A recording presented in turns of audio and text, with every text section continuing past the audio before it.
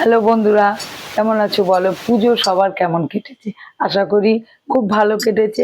আমারও পুজো ভীষণ ভালো কেটেছে। কাল আমাদের পাড়ার ঠাকুর বিসর্জন হলো।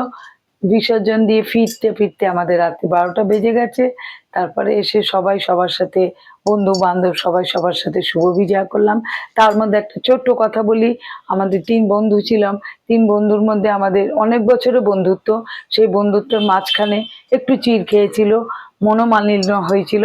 কাল সেই 3 বন্ধু আমরা আবার মিল হয়েছে। এটা মায়ের আশীর্বাদ বলতে পারো। এই আনন্দে আমাদের 3 বন্ধুর মনে খুব আনন্দ আছে। পরে আমি নিশ্চয়ই দেখাবো আমার আরো 2 বন্ধুকে, আমাকে নিয়ে 3 বন্ধু, আরো 2 বন্ধুকে আমি দেখাবো।